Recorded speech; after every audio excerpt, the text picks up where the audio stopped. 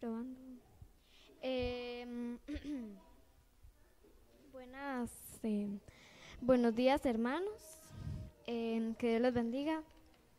Les quiero entonar un hermoso himno al himnario adventista, el 530, que se llama Somos un pequeño pueblo muy feliz. Lo voy a entonar para la gloria y para la honra de Dios. Somos un pequeño pueblo muy feliz, somos un pequeño pueblo muy feliz. Cristo es nuestro Salvador y muy pronto volverá. Somos un pequeño pueblo muy feliz. Hay señales del regreso de Jesús, pues hay guerras, hay temor y ansiedad, pestes y hambre por doquier y aumenta la maldad. Pronto Cristo nos traerá liberación. Poco falta para el día del Señor. Late nuestro corazón con emoción. Pronto vamos a elevar la mirada para ver a Jesús viniendo en gloria y majestad. Que Dios les bendiga y recordemos que falta poco tiempo para que Jesús venga.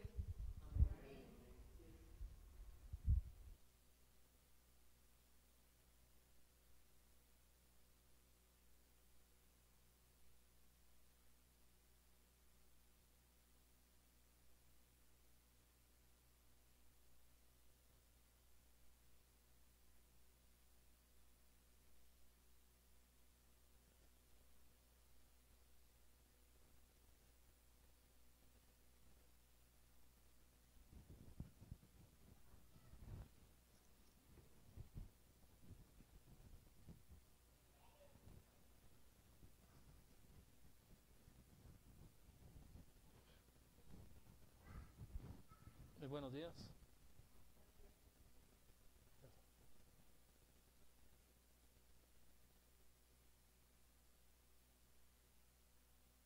Ahora sí. Ya.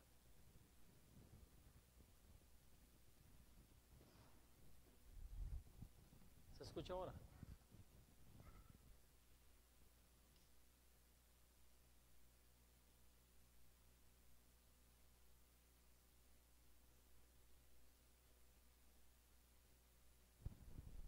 Ahora sí.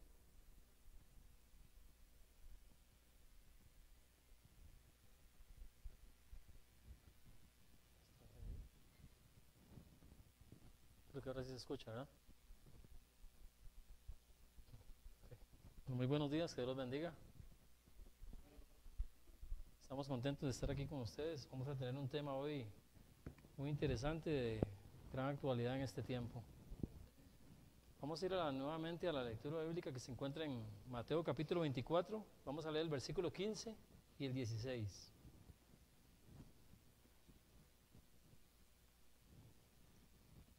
Mateo capítulo 24, versículo 15 y 16.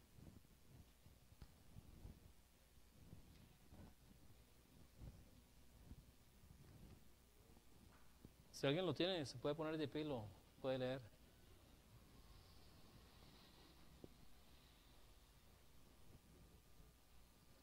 Mateo capítulo 24, versículo 15 y 16.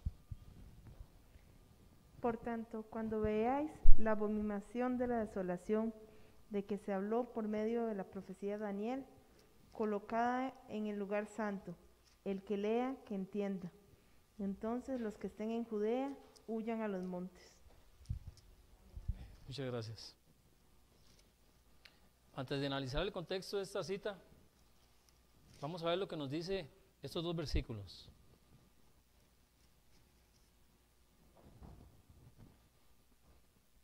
Dice que cuando se vea la abominación desoladora, que había anunciado ¿quién? El profeta Daniel anunció algo referente a ¿qué? A una abominación desoladora. Luego dice también, el que lee entienda. Pareciera como que había gente que leía y ¿qué pasaba? No entendía, ¿verdad? Entonces parece que Jesús es el que está hablando aquí, hace referencia a que leamos y entendamos. Ahora dice, entonces los que estén en Judea huyan a los montes. El que esté en la azotea no descienda a tomar algo. O sea, cuando se vea esa abominación, ¿qué hay que hacer? Huir. O sea, eso debe ser algo feo, digámoslo así, algo terrible, y hay que huir. Ya vamos a ver el contexto de esto. Dice, el que esté en la azotea, versículo 17, no descienda a tomar algo de su casa, y el que esté en el campo no vuelva atrás a tomar su ropa. Ok, ahora veamos el contexto de esta cita. Jesús está con los discípulos y en los versículos 38 y 39 del capítulo 23 les dice que vuestra casa os es dejada desierta. Porque les digo, dice que desde ahora no me veréis más hasta que diga bendito el que viene en el nombre del Señor. Ahora los discípulos dicen, ¿qué es lo que él está hablando? Y en el versículo 1 dice, cuando Jesús salió del templo, Mateo 24:1, y se iba, vinieron sus discípulos para mostrarle los edificios del templo. ¿Qué estaban enseñándole los discípulos a Jesús? Lo grandioso de su gran templo, que dicen que había parte de mármol y se reflejaba con el sol y parecía de oro puro. Ese era el templo que había sido reconstruido después del exilio. Herodes inclusive contribuyó a embellecer este templo. Nunca este templo llegó a ser como el templo de Salomón. Sin embargo, era el orgullo de los judíos. Pero Jesús hace una declaración aquí tremenda. ¿Qué les dice? No quedará piedra sobre piedra que no sea destruida. Entonces, imagínense cómo se sintieron los discípulos donde les dicen eso. Ese templo con esa magnificencia, dijo el hermano, va a ser destruido.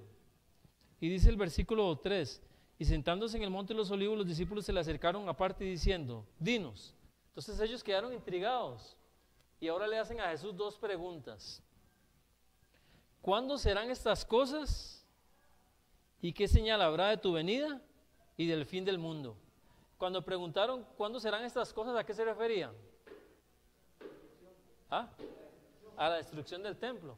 Y ahora le hacen otra pregunta.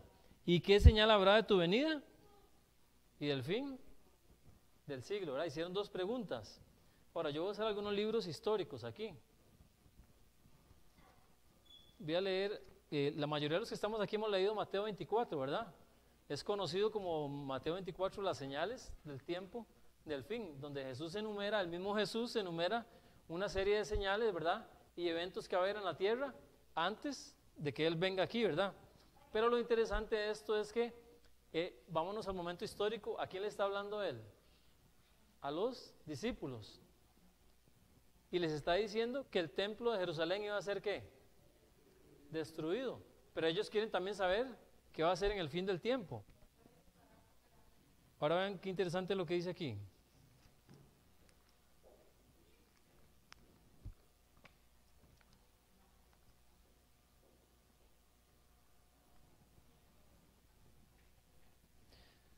Dice, las palabras de Cristo habían sido pronunciadas a oídos de gran número de personas, pero cuando Jesús estuvo solo con Pedro, Juan, Santiago y Andrés, vinieron a él mientras estaba sentado en el monte de los olivos y le dijeron, ¿cuándo serán estas cosas y qué señal habrá de tu venida y del fin del mundo?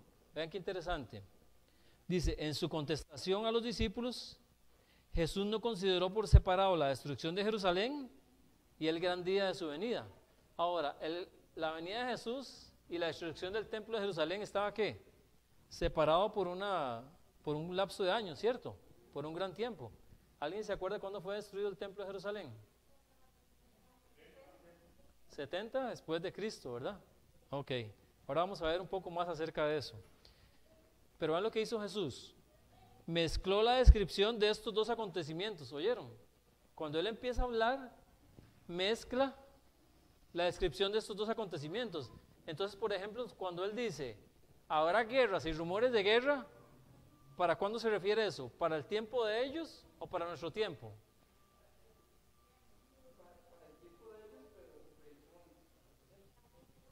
En otras palabras, para los dos tiempos.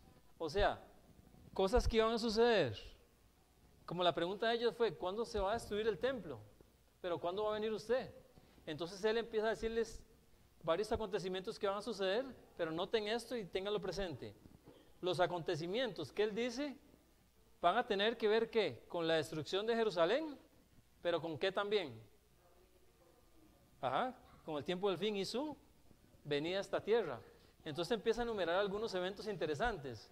Sin que yo fuera a la Biblia, ¿cuáles recuerdan ustedes eventos que les dijo él? Guerras, pestes, hambres, ajá, sí, terremotos, ¿algún otro que recuerdan? Ajá. Ahora, hay algo interesante. Mateo 24, Marcos 13 y Lucas 21 son paralelos. ¿Qué significa eso? Que hablan del mismo acontecimiento, pero añaden detalles. Entonces, Marcos 13 añade algunos detalles, Lucas 21 añade algunos detalles. Por ejemplo, vean lo que dice Mateo 24, versículo 7. Se levantará nación contra nación y reino contra reino, y habrá ¿qué? Hambres, pestilencias, terremotos, dijo la hermana. ¿A dónde? En muchos lugares. Vuelvo a recalcar lo que dije al principio. ¿Esto era aplicable solo para ellos o para nosotros?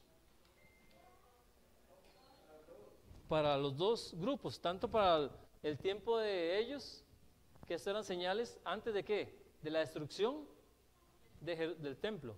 Ahora, ven ustedes que los otros profetas mencionan esto, pero añaden algunos detalles. Vamos a Lucas 21:11. El que lo tenga se puede poner en pie y lo lee. Lucas capítulo 21 y versículo 11.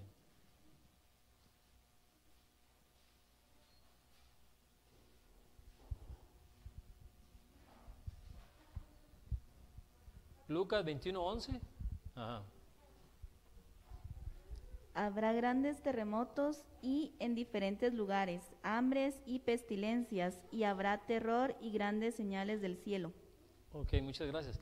Eso es igual a lo que leímos en Mateo 24:7, pero ¿qué le añadió ahí? ¿Qué iba a haber? ¿Algo más?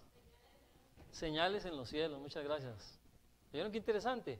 Por eso es bueno leer Mateo 24, Marcos 13 y Lucas 21, porque añaden detalles. Entonces eso quiere decir que antes de la venida de Jesús, ¿qué van a ver? Terremotos, hambres, pestes, señales en el cielo. Ok, ahora vean esto. Antes de la destrucción de Jerusalén, ¿qué iba a haber? Hambres, terremotos, pestes, ¿qué más hará? Señales en el cielo. Entonces, eso quiere decir que antes de que se destruyera el templo iba a haber ¿qué? Todas estas cosas también, ¿verdad? Ven ustedes el paralelismo, tiene que haberse cumplido tanto en el pasado como ahora en el presente. Ahora, después de detallar todas estas señales, él dice algo muy interesante en el versículo 15, ¿verdad? Cuando ustedes vean la abominación desoladora, que la mencionó Daniel y ahorita vamos a ir a verla, ¿qué tienen que hacer?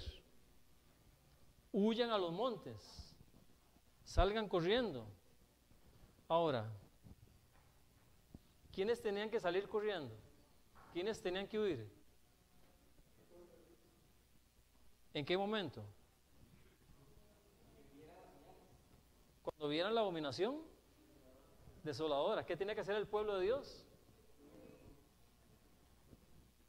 Ahora, después de que Jesús murió, ¿el pueblo de Israel siguió siendo el pueblo escogido de Dios o ya no era más pueblo? ¿Ah?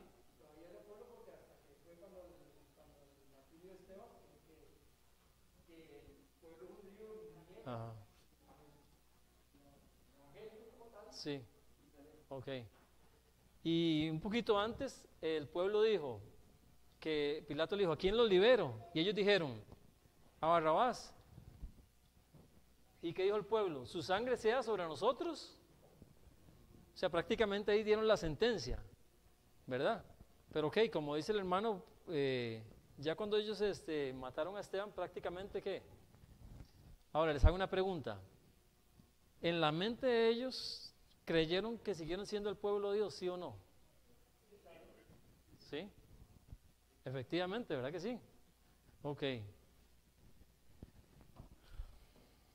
Hasta aquí está claro, ¿verdad? Que las señales se cumplieron en el pasado y se van a cumplir ahora también, ¿verdad?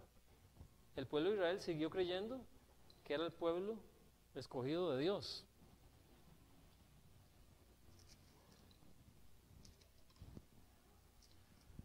Vamos a ir a Daniel capítulo 9 y versículo 26.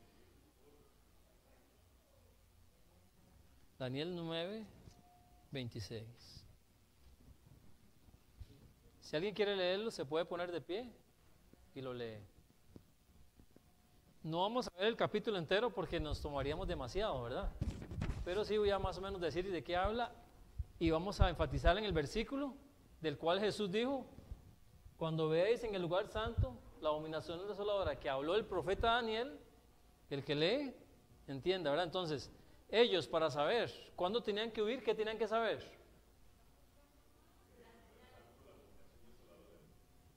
¿Cómo, Rafa? Repita. Cuando vieran en el lugar santo la abominación desoladora. Ok, para que ellos pudieran huir, tenían que saber entonces qué significaba la abominación desoladora, ¿verdad? Porque si no, ¿cómo iban a huir? No iban a saber en qué momento, ¿verdad? Ok, léalo, Juan Manuel, si me da el favor. El versículo 26. Después de las 72 semanas, se quitará la vida al Mesías, y nada ya le quedará. El pueblo de un príncipe que ha de venir destruirá la ciudad, y el santuario su final llegará como una inundación, y hasta el fin de la guerra durarán las devastaciones. Ok. Aquí el profeta Daniel está haciendo una predicción más o menos unos 600 años antes de que qué iba a pasar con el templo y el santuario. ¿Ah? El pueblo de un príncipe que ha de venir, ¿qué va a hacer? Destruirá la ciudad. Ahora, ¿qué fue lo que preguntaron ellos cuando estaban con Jesús? ¿Cuándo va a ser la destrucción de qué? Entonces, aquí les está diciendo Jesús por medio de Daniel 600 años antes que el pueblo de un príncipe que va a venir, ¿qué iba a hacer? Va a destruir la ciudad y el santuario. O sea, ¿qué está haciendo Daniel? Está anunciándoles que iba a ser destruida la ciudad y el santuario. Ok. Voy a leerles esto. Ok, la profecía de Daniel capítulo 9 tiene que ver con eventos muy importantes, ¿verdad? Como la venida del Mesías, cuando el pueblo de Israel, después de que estaba exiliado en Babilonia, regresó para reconstruir el templo, ¿verdad? Este templo que ahora dicen que va a ser, ¿qué? Destruido, ¿verdad? Qué interesante. Y en esa parte ahí, en esos últimos versículos, el 26 y el 27, menciona que iba a venir el Mesías, pero también menciona ¿qué? Que se iba a destruir el templo y la ciudad. Ahora, ¿por qué se llevó a cabo eso? Porque el pueblo de Israel rechazó a Jesús. Ahora, ¿qué significa abominación desoladora? ¿Desoladora qué significa? Como destrucción. Ok, ven qué interesante lo que dice aquí. Pongan atención a esto para que nosotros veamos cómo la Biblia fácilmente se interpreta. Los judíos no hicieron más imágenes después de su largo cautiverio. ¿Oyeron?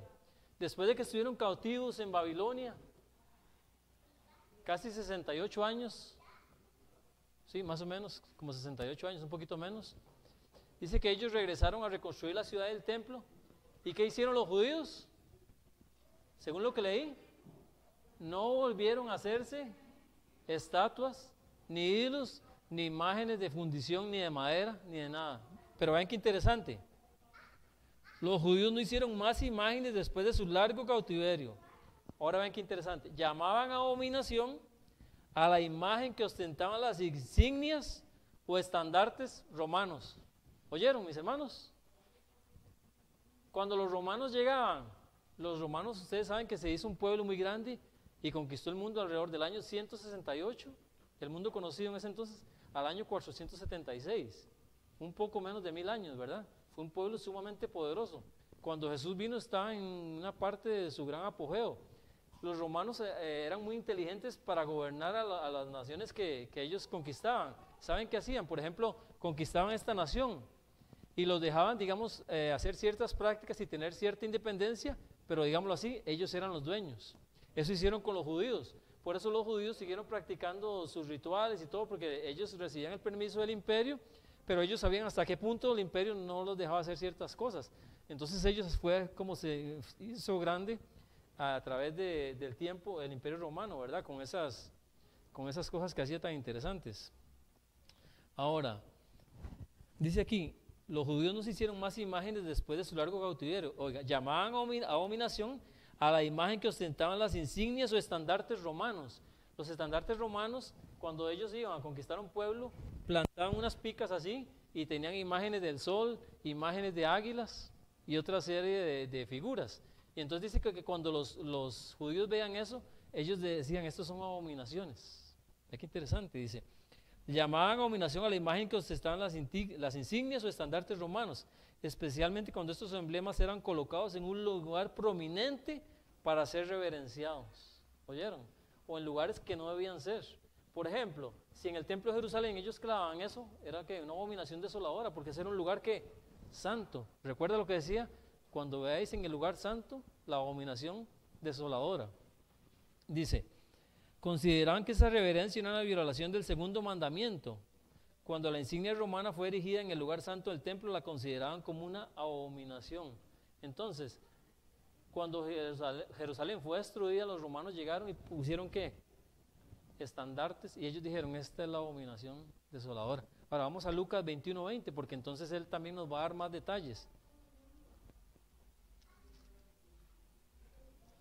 Lucas 21:20.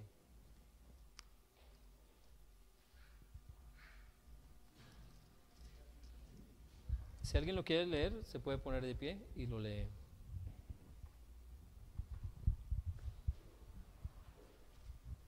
Aquí Lucas dice muy claro, acompañando lo que acabo de leer, que es la abominación desoladora junto con lo de Daniel. Pero cuando veías a Jerusalén rodeada de ejércitos, sabed entonces que su desolación está cerca. Y el 21, se me da el favor. Entonces los que estén en Judea, huyan a los montes, y los que estén en medio de la ciudad, aléjense, y los que estén en los campos, no entren en ella. Ok, Mateo 24 dice cuando veamos la abominación desoladora.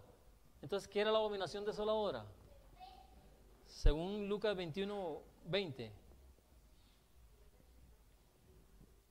Y cuando veáis a Jerusalén rodeada de ejércitos, sabed entonces que su destrucción. Entonces, ¿cuál era la abominación desoladora? Cuando ellos vieron los ejércitos romanos que llegaron y acamparon alrededor de la ciudad y clavaron los estandartes, dijeron, esta es la señal, ¿para qué? Para huir. Uno de ustedes dijo, ¿para que huyeran quiénes? Los cristianos que estaban en Jerusalén. ¿Por qué los cristianos? ¿Qué pasaba con el resto del pueblo? Todavía creía que gozaba de qué? Del favor de Dios. Ahora, ¿cuándo fue destruido Jerusalén?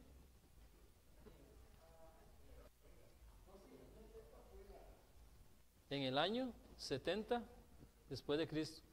En Italia hay un arco que se llama el Arco de Tito. Eso es en honor a él. Voy a leerles algo porque ustedes van a ver qué interesante lo que vamos a encontrar ahora. Dice, espantosas fueron las calamidades que sufrió Jerusalén bajo el mando de Tito. Tito era el hijo de Vespasiano, que era un emperador. Tito era un príncipe. A mí me llama la atención que Daniel dice, el pueblo de un príncipe que ha de venir destruirá la ciudad y el santuario. Y Tito era un príncipe. Ahora el hermano estaba citando de Ciro, que fue dicho su nombre por Isaías más de 100 años atrás, ¿verdad? 100, 150 por ahí. Y Daniel 9:26 dice que el pueblo de un príncipe que ha de venir destruirá la ciudad y el santuario. Y dice aquí en este libro que Tito era un príncipe, era hijo de Vespasiano. Dice, la ciudad fue sitiada en el momento de la Pascua. ¿Qué se celebra en la Pascua, mis hermanos? ¿Recuerdan? Sí, la liberación del pueblo de Israel de Egipto. ¿En qué fecha? Marzo y abril, por ahí. Es que ahora van a ver qué detalle más interesante. Dice, la ciudad fue sitiada en el momento de la Pascua cuando millones de judíos se hallaban reunidos dentro de sus muros. ¿Oyeron? En la Pascua estaban reunidos dentro de Jerusalén celebrando la Pascua porque creían que todavía que era el pueblo favorecido de Dios, pero estamos ahora en el año ¿qué? 70. Ya no es pueblo de Dios. Ya Israel no es pueblo de Dios, pero ellos creían que todavía eran pueblo de Dios. Dice, los depósitos de provisiones que habían sido conservados hubieran podido abastecer a toda la población por varios años. Habían sido destruidos a causa de la consecuencia de la rivalidad y las represalias de las facciones en lucha, y pronto los vecinos de Jerusalén empezaron a sucumbir a los errores del hambre. ¿Oyeron? Cuando Dios se aparta de las personas o de las naciones, ¿qué es lo que viene? Caos. Entonces dice que Israel, aunque creía todavía que era pueblo de Dios, dice que dentro de ellos se formaron varias facciones. Uno de ellos eran los celotes, ¿cómo se llaman estos otros? Esos que andan matando gente, ¿cómo se llaman? Sicarios. Los sicarios viene de ahí, esa palabra. Sicarios se le decía a los que portaban una daga. Por eso los sicarios ahora, ese nombre se usa ahora para decir una persona que es como un asesino. Y sicario viene una palabra de unos portadores de daga. Entonces dice que en Jerusalén se formaron esos divisiones. Y entonces se peleaban por la comida y todo. Y cuando Tito cayó, aunque estaba todo fortificado, dice que podrían haber sobrevivido por años el asedio, pero por las luchas y todo, ya no podían sobrevivir. Entonces sigue diciendo la historia que Tito asedió la ciudad 5 meses, penetraron el muro, y dice que empezaron los soldados a destruir todo, y dice que Tito no quería, dice la historia así, que Tito no quería destruir al templo. Oigan lo que dijo Tito. Dice que él le dijo a los soldados que no destruyeran eso, pero dice que ellos se ensañaron e incendiaron el templo y acabaron con todo. Y dicen que Tito exclamó estas palabras que me dejaron asombrado a mí, que están escritas. Dice, uno mayor que yo ha hecho que Jerusalén caiga. Un romano, un pagano, reconoció que esa ciudad inexpugnable era imposible que caía si no era por la mano de Dios. Bueno, no sigo leyendo aquí porque es tremendo. Dice que las madres se comían a sus hijos. Los hombres roían el cuero de sus zapatos porque no podían salir, y durante 5 meses empezó la ciudad a sufrir de hambre y calamidades. Dice que murieron millares, dice que se cree que murieron más de 1 millón de judíos. Ahora, esto fue en el año 70. Ahora les hago una pregunta, pongan atención. ¿En qué momento huyeron los cristianos? ¿Ah? Tito destruyó la ciudad, hizo un asedio de 5 meses sobre la ciudad, ¿verdad? Y entonces Mateo 24:15 decía, cuando veáis en el lugar santo, o cuando lleguen los romanos y planten sus estandartes, ¿qué tienen que hacer? Huir. Vuelvo a repetir la pregunta. ¿Cuándo huyeron los cristianos de Jerusalén?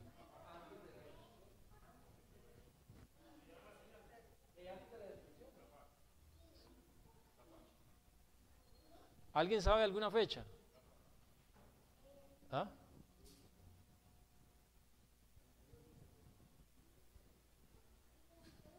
Porque los cristianos vieron todas estas cosas y ¿qué hicieron? Ahora, vuelvo a hacer la pregunta. ¿En qué momento habrán huido los cristianos?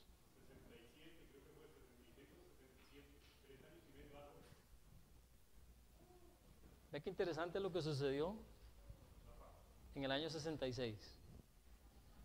En el año 66 se da la primera de las 3 guerras judeo-romanas, se conocen. La primera fue en el 66, la otra fue la última fue en el 135 y la segunda en el 115. Ahora, vean qué interesante esto. Los romanos, como digo, ¿verdad? Conquistaban a las naciones, los dejaban hacer sus cosas, ¿verdad? Siempre y cuando no interfirieran, les cobraban grandes tributos y los anexaban como provincia. En el año 63, Judea fue anexada como provincia romana, ¿verdad? Año 63. Una de las cosas que empezó a pedir el Imperio Romano fue que tenían que sacrificar a los emperadores. Entonces los los judíos empezaron a rebelarse con esto. Pero recuerden que ya Jesús había sentenciado que el templo, algo iba a desencadenar todo esto. Entonces un procurador llamado Gesio Floro, entró al templo con sus tropas, se llevó 17 talentos de oro del templo. Eso es un platal, ¿verdad? Eso está en historia. Se llevó 17 talentos de oro y los judíos se rebelaron contra el Imperio Romano, y esa fue la primera de las guerras. Entonces, en ese tiempo estaban los romanos también luchando contra Egipto por anexarlo. Se llama al general Cestio Cayo Galo, eso está en historia. En el año 66 se le dice que vaya a someter a los judíos. Cestio Galo va, para los que tienen este libro, esto está en el capítulo 1, parte está en el capítulo 1. En el año 66, después de Cristo, Cestio Galo va por órdenes del emperador, entra en la ciudad y empieza a romper el muro también para entrar. Pero cuando Cestio Galo llega, ¿qué hizo Cestio Galo? Clava los estandartes romanos ahí. ¿Y qué hacen los cristianos? Huyen. ¿Escucharon? ¿Huyeron? Rafa dijo 3 años y medio antes, más o menos, sí. En ese momento estaban celebrándose la fiesta de los tabernáculos. ¿Alguien recuerda qué era la fiesta de los tabernáculos? Era una celebración que ellos hacían por las cosechas, pero también era porque cuando anduvieron vagando en 40 años en el desierto, moraban en carpas. Entonces eso lo hacían para rememorar eso. Pero vean qué interesante, en el año 66 llega Cestio Galo, planta los estandartes romanos y el pueblo cristiano que está dentro dice, esta es la señal para huir. Voy a leerlo aquí. Ni un solo cristiano pereció en la destrucción de Jerusalén. ¿Escucharon? Ni un solo cristiano pereció en la destrucción de Jerusalén. Cristo había prevenido a sus discípulos y todos los que creyeron. Sus palabras esperaron atentamente las señales prometidas. Pero ¿oyeron lo que dice aquí? ¿Las qué? Señales. Eso quiere decir que además de la abominación de la desoladora, puede ser que hayan habido otras señales. Ahora ustedes van a ver qué interesante. Dice, después de que los soldados romanos al mando del general Cestio Galo hubieron rodeado la ciudad, pero sucedió algo. Abandonaron el sitio de una manera inesperada. Y eso cuando todo parecía favorecer un asalto inmediato. Habiéndose retirado Cestio, los judíos hicieron una salida para perseguirlo. Oigan qué interesante. Cuando Cestio Galo llega en el año 66, ¿verdad? Tito llega en el año 70, pero en el año 66 llega Cestio Galo, pone los estandartes romanos, rodea la ciudad,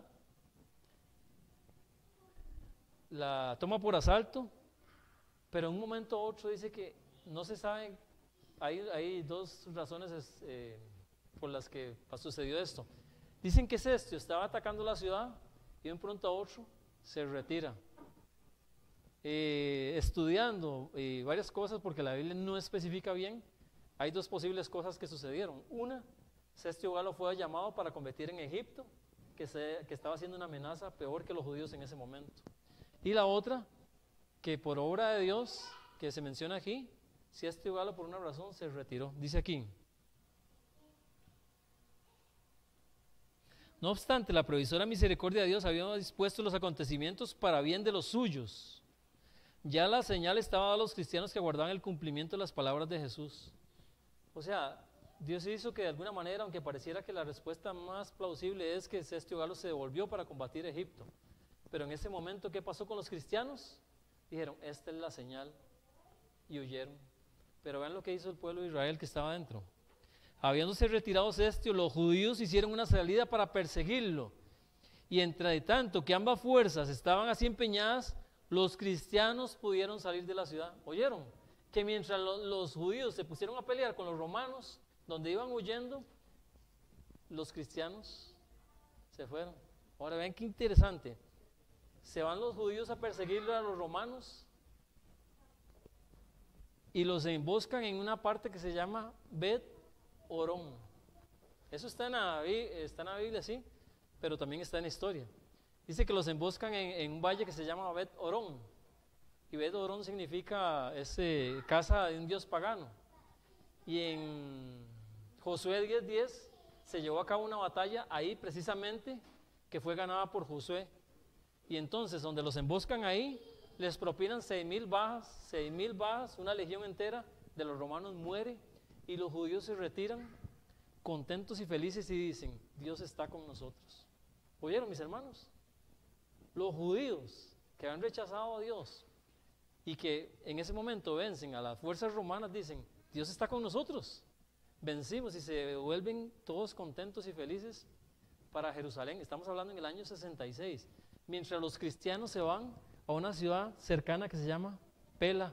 Pero ¿cómo salieron los cristianos, mis hermanos? ¿Cómo salieron?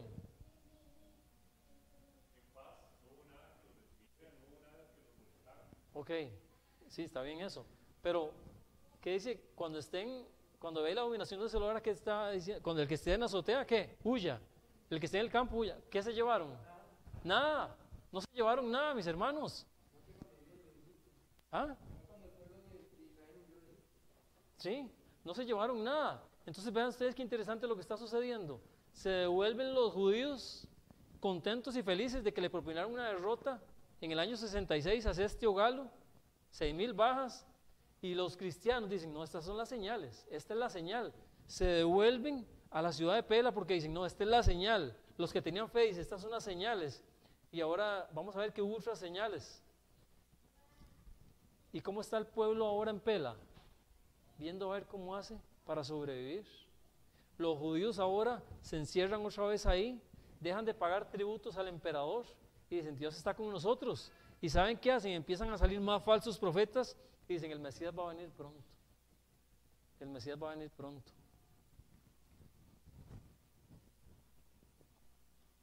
Y en el año 66, cuando se dio esta gran señal, los cristianos verdaderos, Dios, para fortalecerlos en su fe, mandó otras señales. Voy a leérselas aquí.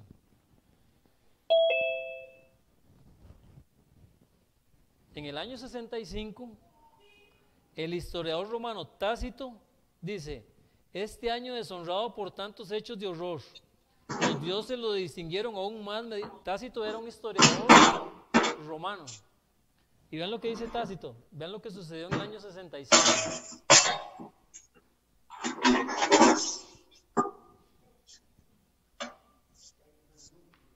¿Ah?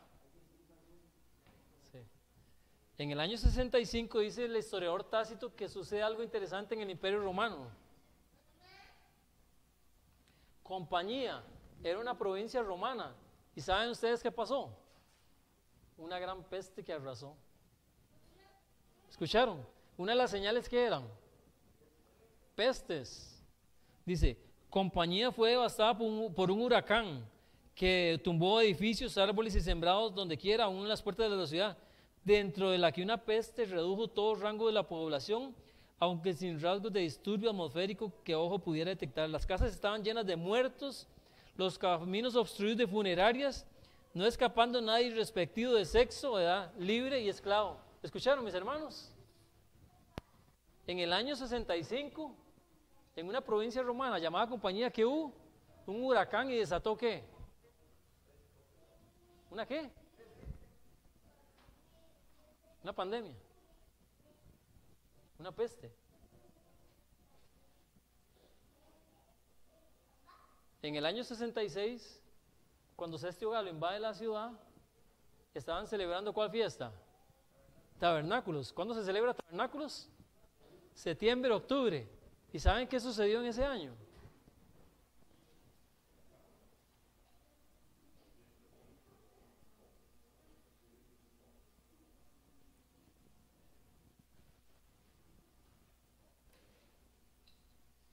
Dice que en el año 66, durante enero hasta más o menos octubre, en el año en que Cestio Galo iba a invadir Jerusalén, se vio algo en el cielo. ¿Escucharon, mis hermanos? En el año 66 desde enero, él invadió Jerusalén y alrededor de septiembre, octubre, se empezó a ver algo en el cielo durante todo el año. ¿Alguien sabe qué era? El cometa Halley. ¿Vieron qué interesante? Dios les dijo a los cristianos, les enseñó a los cristianos que Jerusalén iba a ser destruida. Y les dijo, cuando vean los estandartes romanos, huyan. Pero les confirmó a través de otras señales. En el año 65, una gran peste en el Imperio Romano que empezó en una provincia de Compañía. En el año 66 pasa el cometa Halley visto durante todo el año. Quiero hacerles una pregunta. Nunca se ha visto una pandemia mundial como esta que se ha visto. En el Imperio Romano, que fue uno de los imperios más grandes y conocidos, esta pandemia se expandió, inclusive otra alrededor del año 115 más grande todavía, y murieron muchas personas. ¿No será esta una señal que Dios nos está dando, mis hermanos? ¿Ah? Dice que los cristianos, cuando vieron que ese cometa pasaba todo el año, dicen, esto está confirmando lo que Dios dijo. Y cuando vieron los estandartes dicen, esta es la última. Y los cristianos que huyeron, no les importó irse sin nada, mis hermanos. Dejaron los carros, dejaron las casas, todo lo dejaron, ¿verdad, Rafa? Se fueron sin nada, mis hermanos. ¿Ah? Mientras los judíos estaban allá en ¿cómo? En prosperidad. Cuando nosotros tengamos que huir a los montes, ¿cómo creen ustedes que va a estar el mundo? En prosperidad, mis hermanos. ¿Por qué? Porque va a haber un nuevo orden mundial y entonces van a arreglar todas las cosas para que por lo menos se sobreviva y se pueda comer y se pueda trabajar y se pueda vender. Entonces el mundo, ¿qué va a hacer? Se va a acomodar. Pero los cristianos que están atentos a las señales de los tiempos, que están esperando la última señal, no voy a tener tiempo de ver la aplicación que tiene para este tiempo. La abominación desoladora significa algo en este tiempo, ¿verdad? Algunos ya lo saben. Pero entonces nosotros vamos a ver también que, vamos a saber cuándo qué, cuándo huir. Pero en ese huir, ¿qué nos vamos a llevar, mis hermanos? Nada. Y nosotros en las montañas, ¿cómo nos va a ir? Difícil, va a ser difícil, ¿no es cierto? Vamos a depender verdaderamente de Dios. Mientras que el mundo va a decir, ¿qué les pasa a estos? Aquí estamos nosotros acomodando todo, han habido cambios. ¿Ustedes sabían que uno de los problemas que tuvo el Imperio Romano en sus últimos años fueron los cambios atmosféricos y afectó las cosechas y todo eso? Y no estamos viendo eso. ¿Ah? Estamos viendo exactamente. ¿No será esta pandemia una llamada de atención de parte de Dios? Si nosotros leemos Job capítulo 1, Job tocó la carne Satanás tocó la carne de Job solo cuando Dios ¿qué? Se lo autorizó. ¿No será que esta pandemia se extendió tanto porque ¿quién lo autorizó? Dios. ¿Pero con qué? Con propósito, mis hermanos. Con propósito para que nosotros volvamos verdaderamente al camino correcto que debe ser. Tal vez hemos estado siendo miembros de iglesia, creyendo la verdad, pero no actuamos como tales, mis hermanos. ¿No será que está dándonos un tiempo de gracia a Dios con todas estas señales que nos está dando, como hizo con los judíos en su tiempo? ¿Ah? Yo veo la misericordia de Dios, les dio señales por todos lados para que ellos no se confundieran. Y aunque fue difícil, dice que lograron salir y dice, ni un solo cristiano pereció. Pero los verdaderos que creían en Él y que esperaban atentos a sus señales. ¿No es lo mismo ahora? Quiero ir terminando con este comentario. Léanse el capítulo 1 del conflicto de los siglos, léanse en el capítulo 69 en el Monte de los Olivos. Del deseo de toda la gente.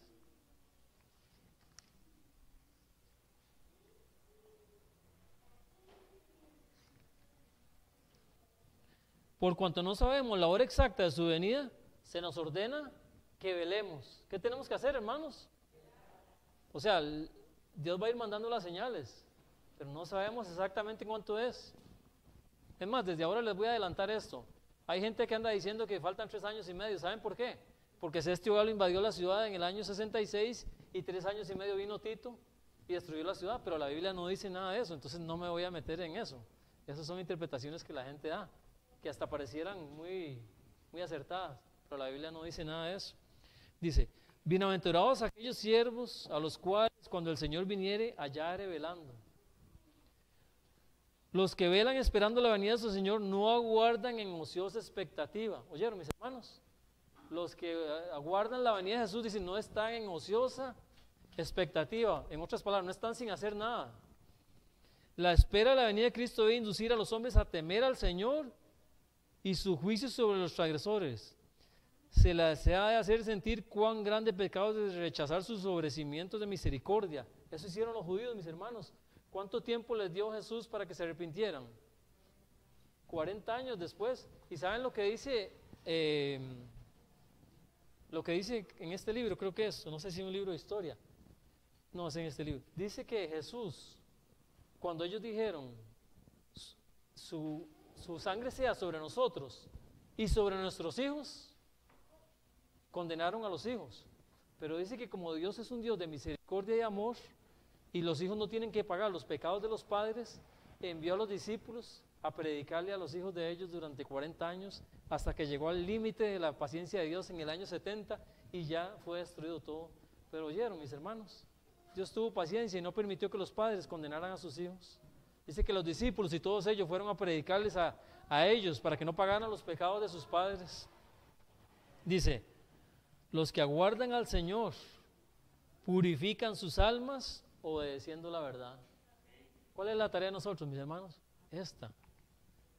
Con la vigilancia combinan el trabajo ferviente. ¿Vieron, mis hermanos? Vigilando las señales de los tiempos, como hicieron los cristianos en ese tiempo, lo que está aconteciendo en el mundo, pero dice que lo combinan con trabajo ferviente. Y no me refiero al trabajo de ganar dinero para sobrevivir, Rafa, ¿verdad? Sino al trabajo en la obra de Dios como pueblo. Mis queridos hermanos, el tiempo está cerca.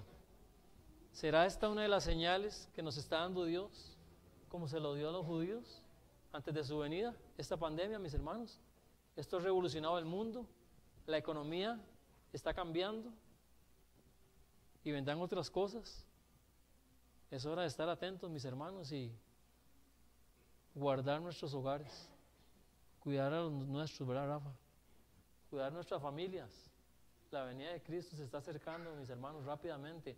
Y así como los judíos no entendieron las señales y siguiendo su vida normal, así muchos, y ojalá que nosotros mismos no seamos de esos que decimos, no va a suceder nada. La venida de Cristo se acerca, mis hermanos, rápidamente. Vamos a ponernos de pie, vamos a entonar el himno número 378. Oh, qué amigo nos es Cristo.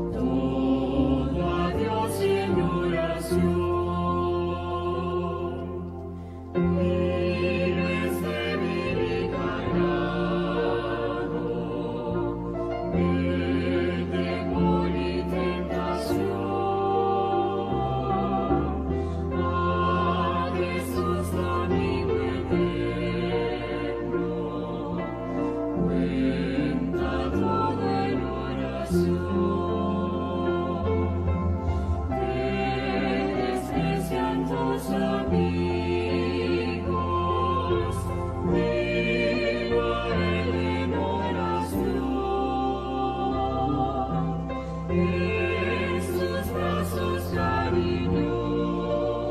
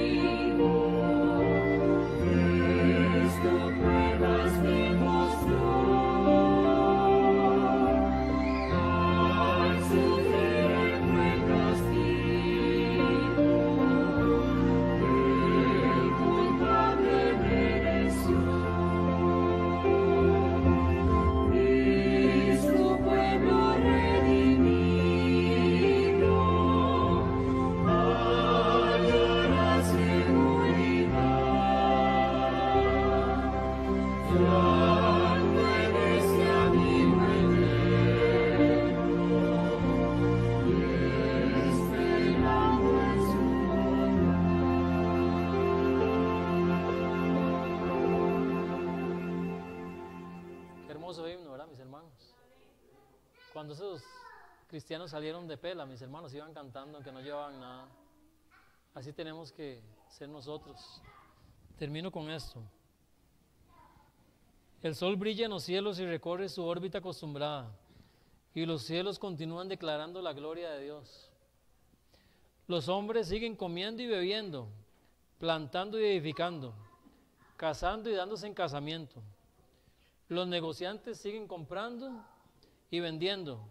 Los hombres siguen luchando unos con otros, contendiendo por el lugar más elevado. Los amadores de placeres siguen atestando los teatros, los hipódromos, las salas de juego.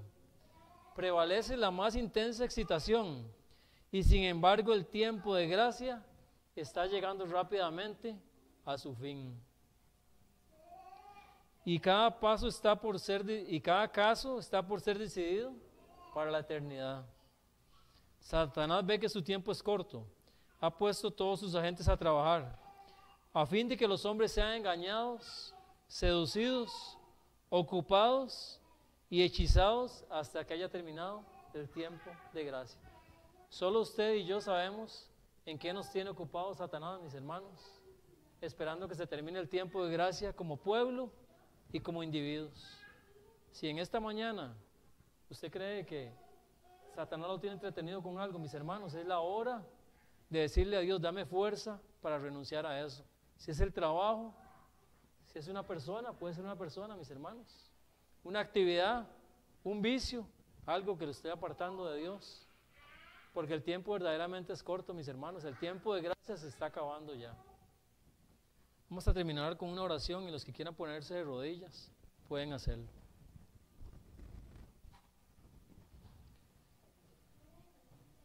Nuestro Dios y Padre que estás en los cielos, te damos gracias en esta mañana. Gracias porque todo indica que usted está cerca para venir a esta tierra. Sabemos que los eventos finales se van a desarrollar de una manera rápida, pero queremos que nos ayude, Señor. Como dice ese hermoso himno, oh, qué amigo nos es Cristo. Usted conoce cada lucha que podamos tener en nuestro corazón, cada vicio, cada cosa que nos está apartando de usted y en la que no estemos haciendo el trabajo correcto, Señor, para adelantar esta obra. También te pedimos que bendigas a los hogares, Señor. Bendice a las madres y a los padres para que puedan educar a sus hijos en el temor tuyo, Señor. En este tiempo donde hay tanta disipación, tanta cosa que nos entretiene, que tengamos el tiempo para enseñarles a nuestros hijos que usted pronto vendrá a esta tierra, Señor. Te pedimos que bendigas a los dirigentes de tu pueblo, Señor. Que derrames tu Santo Espíritu sobre ellos, Padre eterno. Derrama tu Santo Espíritu sobre tu pueblo, Padre eterno. Y gracias por estar con nosotros en esta mañana. Y danos la confianza y la certeza de que así como los cristianos en Jerusalén vieron todas esas señales y los que estaban fuera, allá en Judea, también huyeron, que nosotros pongamos toda nuestra confianza, Señor, en que usted está en nuestra parte, aunque tengamos que huir al campo, Señor, a las ciudades, si ese tiempo nos toca vivir, pero sabiendo que usted nos va a sostener. Gracias por estar con nosotros en esta mañana. Gracias por este día de reposo que nos das, que se encuentra con nosotros, Padre, y nos alienta a seguir adelante. Gracias por su bendición en esta mañana, en el nombre de Jesucristo. Amén. Que Dios los bendiga y bendiga sus hogares.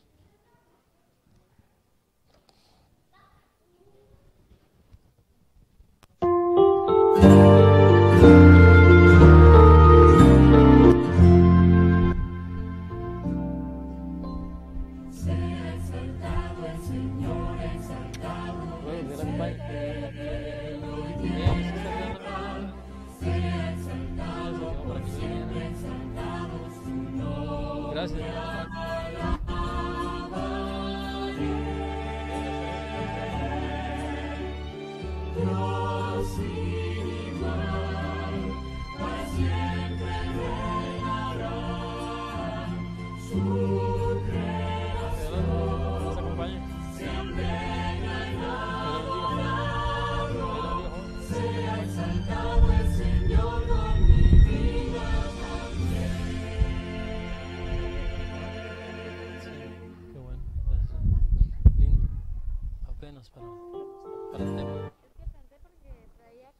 Sí, ya hablaba algo de la venida y todo.